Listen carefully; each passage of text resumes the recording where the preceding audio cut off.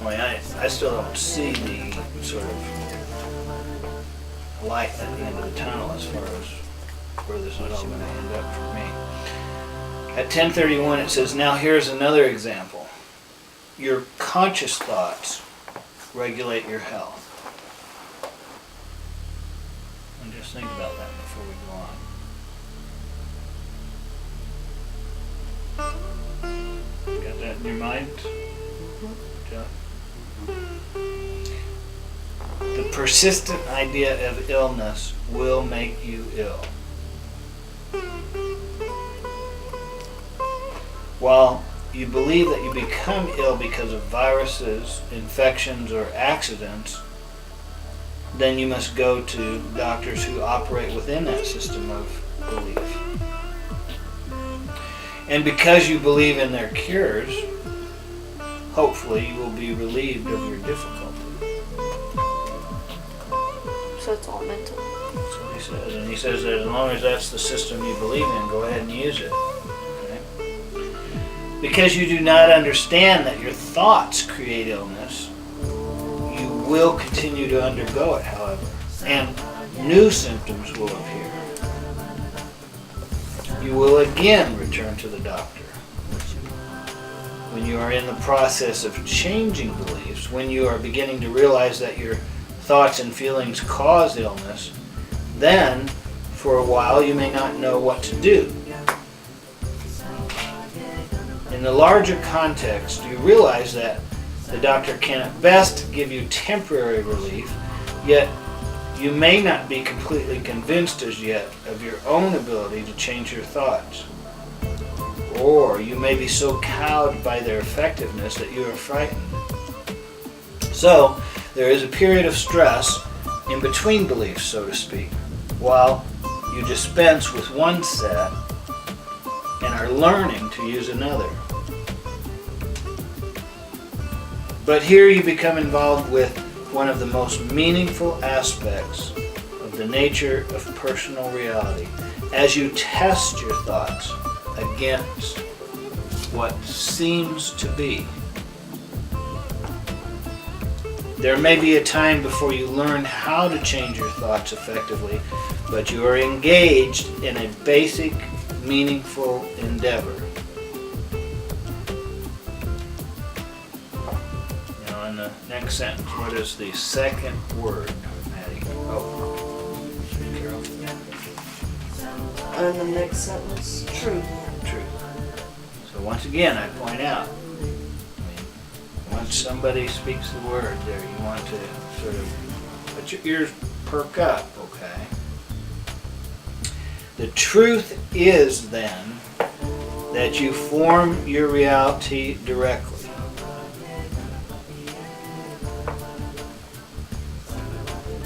You react consciously and unconsciously to your beliefs. You collect from the physical universe and the interior one data that seems to correlate with your beliefs. And the next sentence is the whole purpose of tonight's lesson. Okay. So this is what we're going to write down. And he's giving us, what is this called when he's giving us a directive? Have you ever gotten a directive yet out of this book? Yeah. You have? What? Your thoughts create reality. Those are statements of what he's trying to say. This is a directive. Oh, yeah, he's telling us. Alright, so what he is finally doing is he's finally trying to help shift us away from what we're normally used to thinking, and he's going to start preparing us and actually would move us into mental exercises in order to understand how to do this. Here's the directive. Believe then that you are a being unlimited by nature, born into flesh, to materialize as best you can the great joy and spontaneity of your nature. I think it's one of the best sentences that I've ever read by anyone in all of humanity.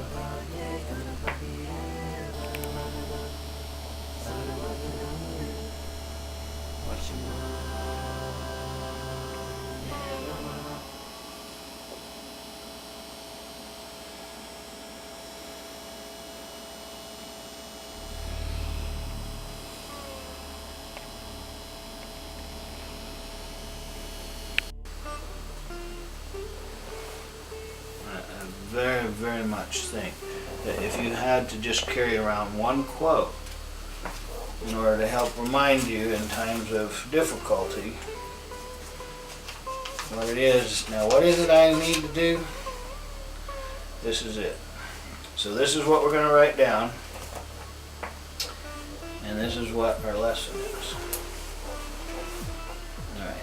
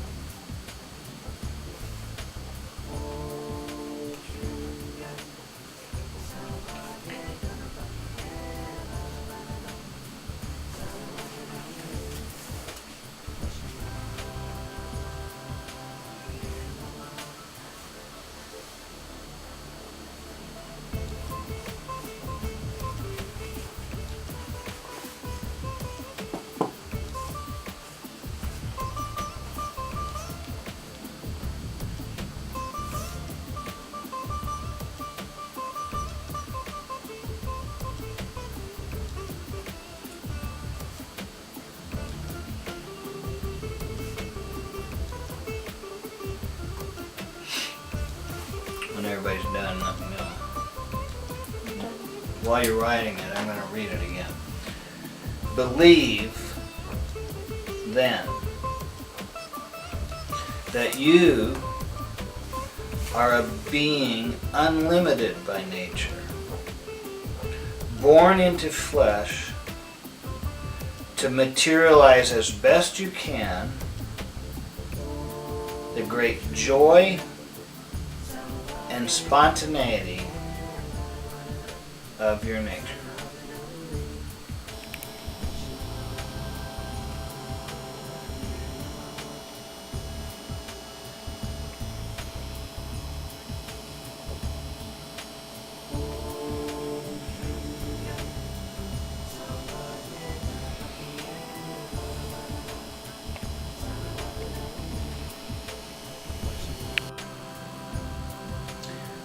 Right. Now, since we've worked pretty consistently on understanding the belief that we create our own reality, right? Everybody got that? Right. What is the directive here? What are the two words then that he wants us to experience and create? Joy and spontaneity. Joy and spontaneity. So underline those two.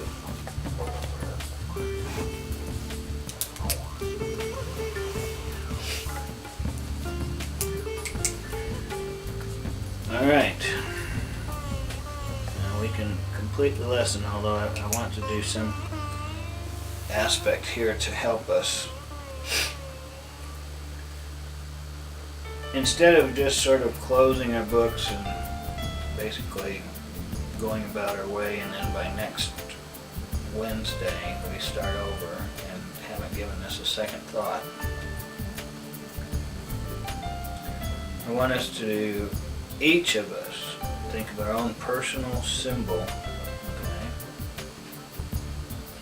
that will at least temporarily represent this directive. Now I'm going to tell you some things that I've learned so that you won't be completely wondering, oh, is this the right way to do it? First of all, there's really no right way. Okay, so if you come up with your own ideas that are different than what I'm saying, that's fine. This is to help if it does. One of the things I find when I choose a symbol is that it doesn't always stay the same. Okay, if I pick something like a blue sphere of light, that works for a while, and then after a period of time, I don't know. I'm not trying to say a negative thing, but and my point is, our symbols can alter. That's what I'm trying to say. Of course, being a photographer and so much into images, that's why I may pick that. I'm sure musicians could pick symbols that would be simply music in their heads. Writers might pick words. People who are really into relationships might pick a face. A symbol is going to be something meaningful to you that helps you remember what two words? Joy and spontaneity. Mm-hmm. Overall, when I think of joy, I think of a beautiful day and laughing. Okay? And spontaneity, I have to say, to me, I think of children and twirling around outside. Okay. Now, I can't say those are the symbols I'm going to use. I'm just saying it off the top of my head. Most of us, as adults, don't really tend to give in to a lot of our spontaneity. As a matter of fact, one of the measures of a shall we say, mature adult would be just the opposite, that they are no longer spontaneous. Okay. Now, I'm not saying that is correct. I certainly went way too far that direction.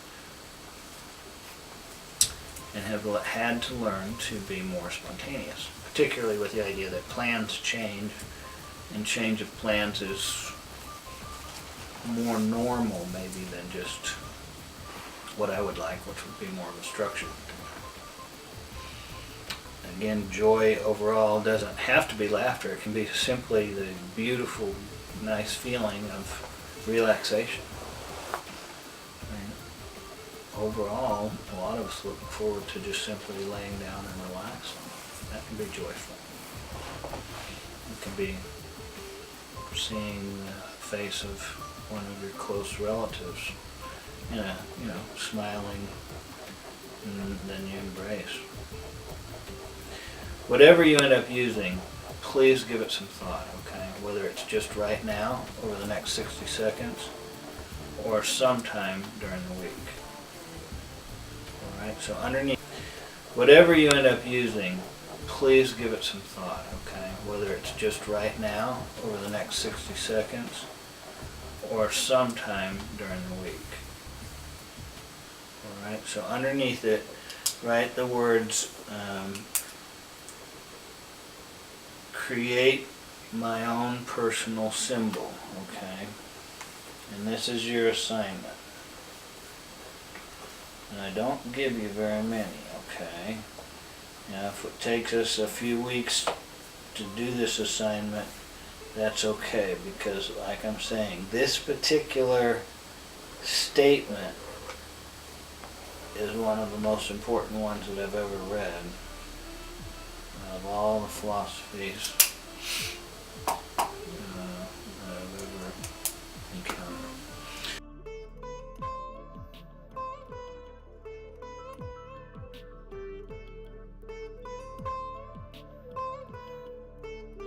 All right, Josh, could you give us a closing prayer, please? Yes. Dear Heavenly Father, thank you for letting us come here today and learn more about our relationships with each other, ourselves and you, and thank you for letting us come away with a directive that will help change our lives for the better. In Jesus' name. Amen.